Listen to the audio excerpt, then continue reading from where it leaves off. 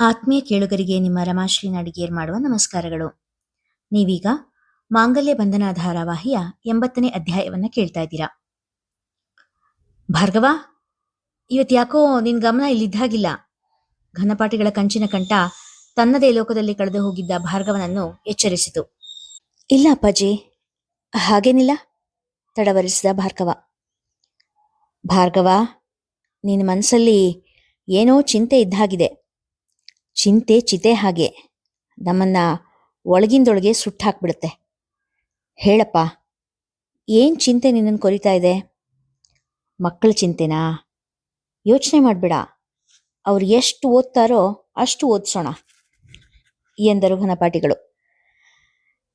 ಇಲ್ಲಪ್ಪ, ಮಕ್ಕಳ ಚಿಂತೆ ಇಲ್ಲ ನನಗೆ ಎಂದ ಭಾರ್ಗವ ಒಂದು ಕ್ಷಣ ಬಿಟ್ಟು, ನಾನು ಕೋದಂಡರಾಮನ್ ಬಗ್ಗೆ ಚಿಂತೆ ಮಾಡ್ತಾ ಇದ್ದೆ ಎಂದರು. ಆ ದ್ರೋಹಿ ಬಗ್ಗೆ ಯಾಕೆ ಯೋಚನೆ ಮಾಡ್ತಾ ಇದೀಯಾ? ಹಲ್ಲು ಕಚ್ಚಿ ನುಡಿದರು ಘನಪಾಠಿಗಳು. ಅವನ ಬಗ್ಗೆ ಯೋಚನೆ ಮಾಡೋದು ಕೂಡ ಮಹಾಪಾಪ. ನಮ್ಮ ಮನಸ್ಸಿನಲ್ಲೂ ಕೂಡ ಅವನ ಯೋಚನೆ ಬರಬಾರ್ದು. ನೀವು ಅಣ್ಣನ್ ದ್ವೇಷಿಸ್ತೀರಾ? ಗೊಂದಲದಲ್ಲಿ ಕೇಳಿದ ಭಾರ್ಗವ. ನೀನು 2 ಮಕ್ಕಳ ತಂದೆ ಭಾರ್ಗವ. ನೀನ್ ಯಾವುದೇ ಕಾರಣಕ್ಕಾದ್ರೂ ನಿನ್ನ ಮಕ್ಕಳನ್ನ ದ್ವೇಷಿಸೋಕ್ ಸಾಧ್ಯನಾ? ಆಗಲ್ಲ. ಮಕ್ಕಳು ಏನೇ ಮಾಡಿದ್ರು ಅವ್ರ ಮೇಲೆ ಸಿಟ್ಟು, ಅಸಹ್ಯ ಮೂಡ್ಬೋದೇ ಹೊರತುನು ದ್ವೇಷ ಮೂಡೋದಿಲ್ಲ. ಅದು ತಂದೆ ಆದವನ ದೌರ್ಭಾಗ್ಯ.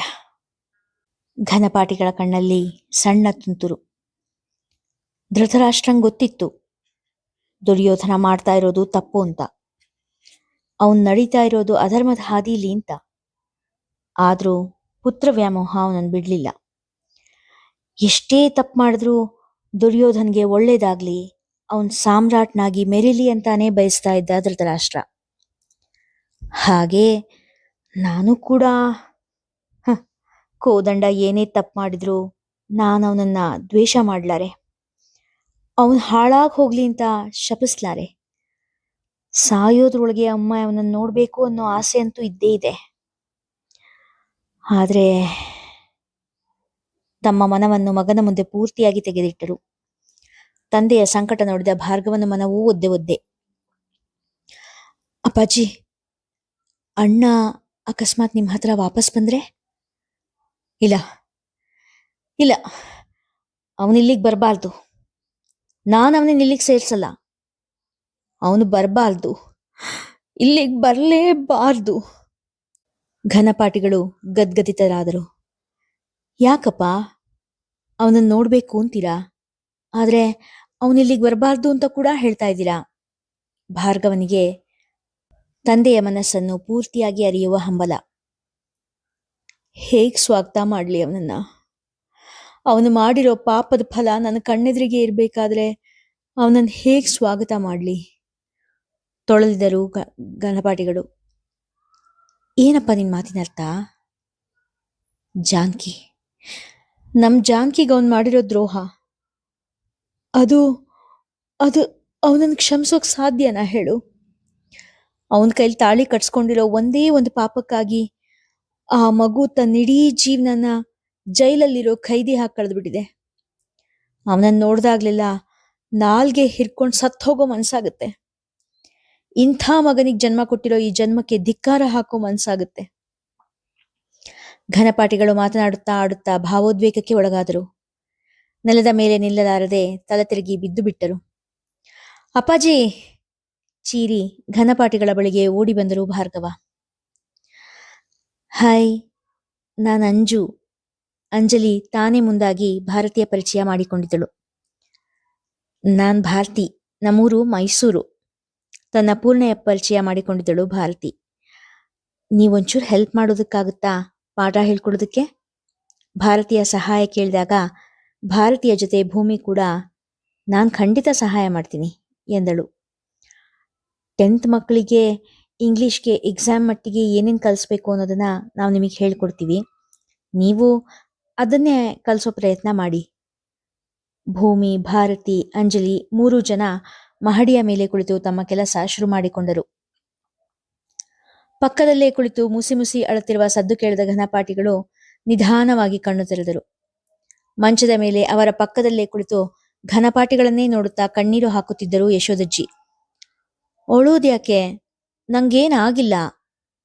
ಪಕ್ಕದಲ್ಲಿದ್ದ ಪತ್ನಿಯ ಕೈಯನ್ನು ತಮ್ಮ ಕೈಯೊಳಗೆ ತೆಗೆದುಕೊಳ್ಳುತ್ತಾ ಹೇಳಿದರು. ಇನ್ನೂ ಯಶೋದಜ್ಜಿಯ ಕಣ್ಣೀರು ಕಡಿಮೆ ಆಗದೇ ಇದ್ದಾಗ ನಿಧಾನವಾಗಿ ಎದ್ದು ಕುಳಿತುಕೊಳ್ಳುವ ಪ್ರಯತ್ನ ಪಟ್ಟರು. ಅಯ್ಯೋ, ಹೇಳ್ಬಿಡಿ, ನೀವು ಹಾಗೆ ಮಲ್ಕೊಂಡಿರಿ, ತಕ್ಷಣ ಗಾಬರಿಯಲ್ಲಿ ಹೇಳಿದರು ಯಶೋದಜ್ಜಿ. ಅಯ್ಯೋ ರಾಮ, ಮಲ್ಗೆ ಇರೋಂಥದ್ದು ಏನೂ ಆಗಿಲ್ಲ ಮಾರಾಯ್ತಿ ಎನ್ನುತ್ತಿದ್ದಾಗಲೇ ಯಶೋಧ ಅವರು ಘನಪಾಠಿಗಳು ಕೂರಲು ಅನುಕೂಲವಾಗುವಂತೆ ದಿಂಬನ್ನು ಜೋಡಿಸಿ ಇಟ್ಟರು. ಇನ್ನೂ ಅಳ್ತಾ ಇದೆಯಲ್ಲ ಯಶೋಧ, ನಂಗೇನೂ ಆಗಿಲ್ಲ ಎಂದು ಹೇಳುತ್ತಾ ಯಶೋದಜ್ಜಿಯ ಕೆನ್ನೆ ಮೇಲೆ ಹರಿಯುತ್ತಿದ್ದ ನೀರನ್ನು ತಮ್ಮ ಕೈಯಿಂದ ಒರೆಸಿದರು. ಘನಪಾಠಿಗಳ ಕೈಯನ್ನು ತಮ್ಮ ಕೆನ್ನೆಗೆ ಒತ್ತಿ ಹಾಗೆ ಇಟ್ಟುಕೊಂಡ ಯಶೋದಜ್ಜಿ, ಏನೂ ಆಗಿಲ್ಲ ಅಂತಿದ್ದೀರಾ? ನಿಮ್ಮನ್ನು ಪ್ರಜ್ಞೆ ಇಲ್ದಿದ್ದ ಸ್ಥಿತಿಲಿ ನೋಡಿದಾಗ ನನ್ನ ಪ್ರಾಣನೇ ಹೊರಟೋದಾಗಿತ್ತು ಎಂದರು. ಎಲ್ಲಿ ನಿನ್ನನ್ನು ಒಂಟಿಯಾಗಿ ಮಾಡಿಬಿಟ್ಟು ಹೋಗ್ಬಿಡ್ತೀನೋ ಅಂತ ಭಯ ಆಗಿತ್ತ ಯಶೋಧ ಎಂದರು ಪ್ರೀತಿ ತುಂಬಿದ ದನಿಯಲ್ಲಿ. ಘನಪಾಠಿಗಳ ಬಾಯಿಯ ಮೇಲೆ ತಮ್ಮ ಕೈಯನ್ನು ಅಡ್ಡ ಇಟ್ಟ ಯಶೋಧ, ದಯವಿಟ್ಟು ಹಾಗೆಲ್ಲ ಮಾತಾಡಬೇಡಿ. ನಾನು ಮುತ್ತೈದೆಯಾಗಿಯೇ ಕಣ್ಮುಚ್ಕೊಳ್ಬೇಕು, ಕಡಗದ ಕೈ ಮೇಲಾಗಿನೇ ದೇವರ ಪಾದ ಸೇರ್ಕೊಳ್ಬೇಕು ಎಂದವರನ್ನು ತಮ್ಮ ಎದೆಗೆ ಒರಗಿಸಿಕೊಂಡರು ಘನಪಾಠಿಗಳು. ಏನ್ ಅಭಿ, ಸಿಕ್ಕಾಪಟ್ಟೆ ಯೋಚನೆ ಮಾಡ್ತಾ ಕೂತಾಗಿದೆ? ಹೊಳೆ ಮೆಟ್ಟಿಲ ಮೇಲೆ ಕುಳಿತು ನದಿಯ ಹರಿವನ್ನೇ ನೋಡುತ್ತಾ ಕುಳಿತವನ ಹಿಂದಿನಿಂದ ಸ್ವರ ಕೇಳಿದಾಗ ತಿರುಗಿ ನೋಡಿದ Abhi. Wow, looking gorgeous Anju. ಇದೇನಿದು, ಸೀರೆ ಉಟ್ಬಿಟ್ಟಿದ್ಯಾ? ತುಂಬಾ ಮುದ್ದಾಗಿ ಕಾಣಿಸ್ತಾ ಇದೆಯಾ? ಅಚ್ಚರಿ ಸಂತಸ ಕೂಡಿತ್ತು ಅವನ ದನಿಯಲ್ಲಿ. ಹಾ, ಸ್ಕೂಲಿಗೆ ಹೋಗುವಾಗ ಸೀರೆ ಉಡ್ಬೇಕಲ್ಲ, ಅದಕ್ಕೆ ಅಭ್ಯಾಸ ಮಾಡ್ಕೊಳ್ತಾ ಇದ್ದೀನಿ. ಓ, ಅದಕ್ಕೇನಾ ಇಷ್ಟು ನಿಧಾನವಾಗಿ ಬಿಡಿಬಿಡಿಯಾಗಿ ಮಾತಾಡ್ತಾ ಇರೋದು? ನಗುತ್ತಾ ಕೇಳಿದಾಗ, ಹ್ಞೂ, ಮತ್ತೆ ಮಕ್ಕಳಿಗೆ ನಾನು ಮಾತಾಡೋದು ಅರ್ಥ ಆಗ್ಬೇಕಲ್ಲ, ಅದಕ್ಕೆ ನಿಧಾನವಾಗಿ ಮಾತಾಡ್ತಾ ಇದ್ದೀನಿ. ನೀನ್ ಹಿಂಗೆ ನಿಧಾನವಾಗಿ ಮಾತಾಡಿದ್ರೆ ಮಕ್ಕಳಿಗೆ ಜೋಗ್ಲ ಹಾಡ್ದಾಗಿರುತ್ತೆ ಅಷ್ಟೆ, ಆಮೇಲೆ ಅವರೆಲ್ಲ ಅಲ್ಲೇ ಮಲಗ್ಬಿಡ್ತಾರೆ ಹೇಳಿದವನ ಭುಜದ ಮೇಲೆ ಪಟ್ಟೆಂದು ಏಟು ಬಿತ್ತು. ಔಚ್, ನೋವಾಗುತ್ತೆ ಕಣೆ ನಗುತ್ತಾ ಹೇಳಿದವನ ಕಣ್ಣು ಅವನಿಗೆ ಹೊಡೆದ ಕೈಯನ್ನು ಒತ್ತಿಕೊಳ್ಳುತ್ತಿದ್ದ ಅಂಜಲಿಯ ಕಡೆಗಿತ್ತು. ಗಾಶ್, ಹೊಟ್ಟೆಗದೇನ್ ತಿಂತೀಯೋ? ನಿಂಗೆ ಹೊಡೆದಿದ್ದಕ್ಕೆ ನನ್ನ ಕೈಯೇ ನೋಯ್ತಿದೆ ಮುಖ ಸಿಂಡರಿಸುತ್ತಾ ಹೇಳಿದವಳನ್ನೇ ನೋಡಿದವನ ನಗು ಇನ್ನೂ ಹೆಚ್ಚಾಗಿತ್ತು. ಏನಮ್ಮ, ಹೇಗಿದೆ ನನ್ನ ಸೆಲೆಕ್ಷನ್ನು? ಹುಡುಗಿ ನಿಂಗೆ ಹಿಡಿಸಿದ್ಲಾ? ಅಜ್ಜಯ್ಯ ಭೂಮಿಯನ್ನು ವಿಚಾರಿಸುತ್ತಿದ್ದರು. ಪಗಡೆ ಆಡುತ್ತಾ ತನ್ನ ಮುಂದಿನ ನಡೆಯ ಬಗ್ಗೆ ಯೋಚಿಸುತ್ತಾ ಇದ್ದ ಭೂಮಿ, ಸಂಸಾರ ಮಾಡೋಳು ನಾನಾ ಅಜ್ಜಯ್ಯ? ಅನಿಲಂಗ್ ತಾನೇ ಹುಡುಗಿ ಹಿಡಿಸ್ಬೇಕಾಗಿದ್ದು ಎಂದಳು. ನಿಂಗೇನ್ ಅನ್ಸುತ್ತೆ? ಅನಿಲ ನಮ್ಮ ಭಾರತಿನ ಒಬ್ಬೋದಾ? ಅಜ್ಜಯ್ಯ ಕುತೂಹಲದಿಂದ ಕೇಳಿದರು. ಒಬ್ಬೋದು, ಒಪ್ಪದೇನೂ ಇರ್ಬೋದು. ತನ್ನ ಹಣ್ಣುಗಾಯಿಯನ್ನು ಎದುರಾಳಿ ಹೊಡೆಯದ ಹಾಗೆ ರಕ್ಷಿಸಿಕೊಳ್ಳುವುದರಲ್ಲೇ ಭೂಮಿಯ ಗಮನ.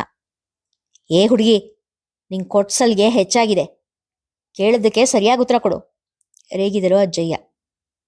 ಅಜ್ಜಯ್ಯ, ನಾನು ಹೇಗೆ ತಾನೇ ಅನಿಲನ್ ಮನಸ್ಸಲ್ಲಿ ಏನು ನಡೀತಿದೆ ಅಂತ ತಿಳ್ಕೊಳ್ಳಿ ಹೇಳಿ.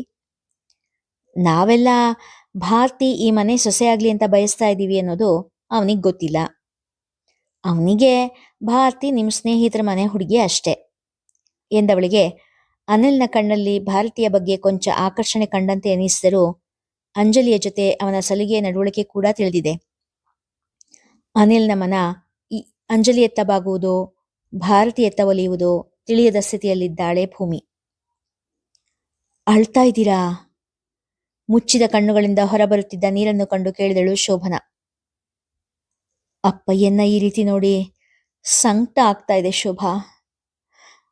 ತುಂಬ ಕುಗ್ಗೋಗಿದ್ದಾರೆ. ನಾನು ತಪ್ಪು ಮಾಡಿದೆ. ಇಷ್ಟು ವರ್ಷ ಈ ಮನೆಯಿಂದ ದೂರ ಇರಬಾರ್ದಾಗಿತ್ತು. ಮೊದಲೇ ಬಂದಿದ್ರೆ ಅಪ್ಪಯ್ಯ, ಅಮ್ಮ, ಅತ್ತಿಗೆ ಎಲ್ಲರನ್ನೂ ಚೆನ್ನಾಗಿ ನೋಡ್ಕೊಳ್ಬೋದಿತ್ತು. ಸಣ್ಣದೊಂದು ನಿಟ್ಟುಸಿರು ಹೊರಬಂದಿತು. ನಿಜಾನೇ, ಇಬ್ಬಿಬ್ರು ಗಂಡ್ಮಕ್ಳಿದ್ರು ಅತ್ತೆ ಮಾವ ಚಿಂತೆ ಮಾಡೋದು ತಪ್ಪಲಿಲ್ಲ. ನೀವಾದರೂ ಈಗ ಕಣ್ಣು ಮುಂದೆ ಇದ್ದೀರಾ.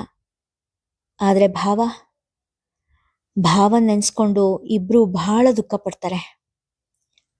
ಶೋಭನಾ ಹೇಳಿದಾಗ, ಶೋಭಾ, ಇದೇ ಕೊನೆ. ಇನ್ಮೇಲೆ ನನ್ನ ಮುಂದೆ ಆ ದ್ರೋಹಿ ಹೆಸರು ಕೂಡ ಹೇಳ್ಬೇಡ. ಸಿಟ್ಟಿನಿಂದ ಎದ್ದು ಹೋದರು ಕೋದಂಡ. ಕೋಣೆಯಿಂದ ಹೊರ ಹೋದ ಗಂಡನನ್ನೇ ನೋಡುತ್ತಾ ನಿಂತರು ಶೋಭಾ. ನನ್ನ ವಿಷಯ ಇರಲಿ, ನೀನೇನು ಇಷ್ಟೊಂದು ಯೋಚನೆ ಮಾಡ್ತಾ ಕೂತಿದ್ದೆ? ಅಣ್ಣನ ಬದಿಯಲ್ಲೇ ಕೂಡುತ್ತಾ ಕೇಳಿದಳು ಅಂಜು.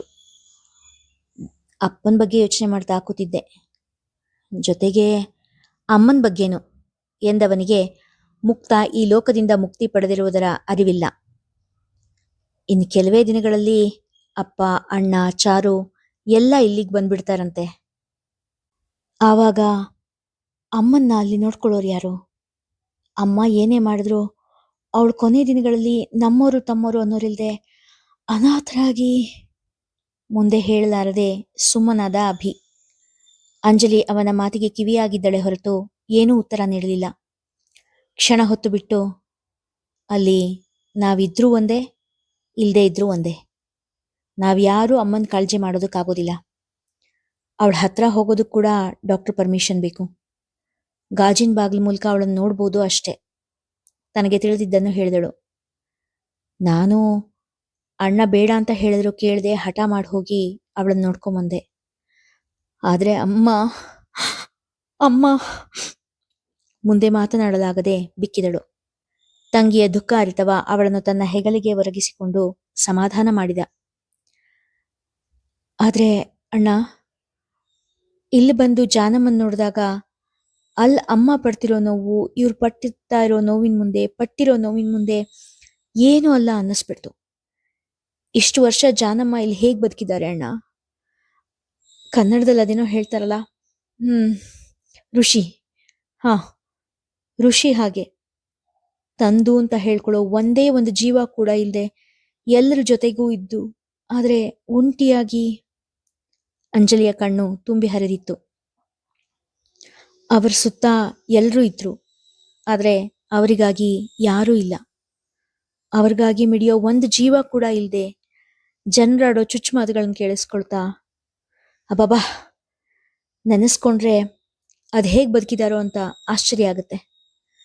ಜೊತೆಗೆ ಅಮ್ಮ ಅಪ್ಪನ ಬಗ್ಗೆ ಅಸಹ್ಯ ಕೂಡ ಆಗುತ್ತೆ ಎಂದಳು ಅಂಜು. ನನ್ನ ಅಮ್ಮ ಅಪ್ಪ ಅಲ್ಲಿ ಹನಿಮೂನ್ ಮಾಡ್ಕೊಳ್ತಾ ಮಕ್ಕಳನ್ನ ಹೆತ್ತು ಸಂತೋಷವಾಗಿರುವಾಗ ಇಲ್ಲಿ ಜಾನಮ್ಮ ಎಲ್ಲರ ಬೀರು ನುಡಿ ಅನಾದರ ಸಹಿಸ್ಕೊಳ್ತಾ ಕಲ್ಲಿನ ಹಾಗೆ ಇದ್ರು ಅನ್ನೋದನ್ನ ನೆನಪಿಸ್ಕೊಂಡಾಗ ಅಮ್ಮ ಅನ್ನೋದನ್ನು ಮರೆತು ಮುಕ್ತಾನ ಕೊಂದು ಹಾಕೋ ಯೋಚನೆ ಬರುತ್ತೆ ನಂಗೆ. ನಿಂಗೆ ಗೊತ್ತಾ ಅಣ್ಣ, ಇಲ್ಲಿಗೆ ಬರೋ ಮುಂಚೆ ಜಾನಮ್ಮನ ಬಗ್ಗೆ ನಂಗೇನು ಅಷ್ಟು ಒಳ್ಳೆ ಅಭಿಪ್ರಾಯ ಇರಲಿಲ್ಲ. ಅವರು ನನ್ನ ತಂಗಿಗೆ ತಕ್ಕೋರಾಗಿರ್ಲಿಲ್ಲ ಅನ್ಸುತ್ತೆ. ಅದಕ್ಕೆ ಅವರನ್ನ ದೂರ ಮಾಡ್ಕೊಂಡಿದ್ದಾರೆ ಅಪ್ಪಾಜಿ ಅನ್ಕೊಂಡಿದ್ದೆ. ಆದ್ರೆ ಇಲ್ಲಿಗೆ ಬಂದು ಅವ್ರ ಜೊತೆ ಕೆಲವೇ ದಿನ ಕಳೆದ ಮೇಲೆ ಗೊತ್ತಾಯ್ತು, ನನ್ನ ಅಪ್ಪನ್ಗೇನೆ ಅವ್ರು ಪಡೆಯೋ ಯೋಗ್ಯತೆ ಇರಲಿಲ್ಲ ಅಂತ. ಅಂಜಲಿ ಭಾವುಕಳಾಗಿದ್ದಳು. ಅಂಜಲಿಯ ಎಲ್ಲಾ ಮಾತಿಗೆ ಅಭಿಯ ಮೌನ ಒಪ್ಪಿಗೆಯ ಮುದ್ರೆ ಒತ್ತಿತ್ತು. ನಾನಂತೂ ತೀರ್ಮಾನ ಮಾಡ್ಬಿಡ್ತೀನಿ, ಇನ್ಮುಂದೆ ನಾನ್ ಜಾನಮ್ಮನ್ ಮಗಳು. ಅವರನ್ನು ಬಿಟ್ಟು ಯಾವತ್ತೂ ದೂರ ಹೋಗಲ್ಲ. ಯಾರಿಂದನಾದ್ರೂ ಅವ್ರಿಗೆ ನೋವು ಆದ್ರೆ ಅವರಿಂದ ನಾನು ದೂರ ಆಗ್ಬಿಡ್ತೀನಿ. ಈ ಮಾತನ್ನು ನಿನಗೆ ಯಾಕೆ ಹೇಳ್ತಾ ಇದ್ದೀನಿ ಅಂದ್ರೆ, ಒಂದೆರಡು ಕ್ಷಣ ಸುಮ್ಮನಿದ್ದು, ನೀನು ಅಪ್ಪಾಜಿನ ಈ ಮನೆ ಕರ್ಕೊಂಡು ಬರ್ಬೇಕು ಅಂತಿದ್ಯಾ? ಅವ್ರು ಬಂದು ಅಜ್ಜ ಅಜ್ಜಿನ ಒಮ್ಮೆ ನೋಡ್ಕೊಂಡು ಹೋದ್ರೆ ಸರಿ. ಆದ್ರೆ ಅವರೇನಾದ್ರೂ ಇಲ್ಲೇ ಇರೋ ಯೋಚನೆ ಮಾಡಿದ್ರೆ ಅದರಿಂದ ಜಾನಮ್ಮಂಗೆ ಎಷ್ಟೊಂದು ಹಿಂಸೆ ಆಗುತ್ತೆ. ಅಪ್ಪಾಜಿ ಏನಾದ್ರೂ ಇಲ್ಲಿಗೆ ಶಾಶ್ವತವಾಗಿ ಬಂದ್ರೆ ನಾನ್ ಜಾನಮ್ಮನ ಜೊತೆ ನಿಮ್ಮೆಲ್ಲರಿಂದ ದೂರ ಹೋಗ್ಬಿಡ್ತೀನಿ ಅಷ್ಟೆ, ದೃಢವಾಗಿ ಹೇಳಿದಳು. ಬಂದ ಕೆಲವೇ ದಿನಗಳಲ್ಲಿ ಜಾನಮ್ಮನನ್ನು ಈ ಪರಿ ಪ್ರೀತಿಸುತ್ತಿರುವ ತಂಗಿಯನ್ನು ಕಂಡು ಹೆಮ್ಮೆ ಉಂಟಾಯಿತು ಅಭಿಗೆ. ಇಲ್ಲಿಗೆ ಇಂದಿನ ಸಂಚಿಕೆ ಮುಗಿಯಿತು. ಮುಂದಿನ ಕಥೆ ಮುಂದಿನ ಸಂಚಿಕೆಯಲ್ಲಿ. ಕಥೆ ಇಷ್ಟವಾಗಿದ್ರೆ ಹೆಚ್ಚು ಹೆಚ್ಚು ಜನರಿಗೆ ಶೇರ್ ಮಾಡಿ, ಕಥೆಯನ್ನ ಲೈಕ್ ಮಾಡಿ, ಹಾಗೆ ಕಾಮೆಂಟ್ ಸೆಕ್ಷನ್ ಅಲ್ಲಿ ನಿಮ್ಮ ಅಭಿಪ್ರಾಯ ತಿಳಿಸಿ ಪ್ರೋತ್ಸಾಹಿಸಿ. ನೀವು ಈ ಚಾನೆಲ್ಗೆ ಮೊದಲ ಬಾರಿ ಭೇಟಿ ಕೊಟ್ಟವರಾದ್ರೆ ದಯವಿಟ್ಟು ನಮ್ಮ ರಮ್ಯ ಕಥಾಲೋಕ ಚಾನೆಲ್ ಅನ್ನು ಸಬ್ಸ್ಕ್ರೈಬ್ ಮಾಡಿಕೊಳ್ಳಿ. ಧನ್ಯವಾದಗಳು.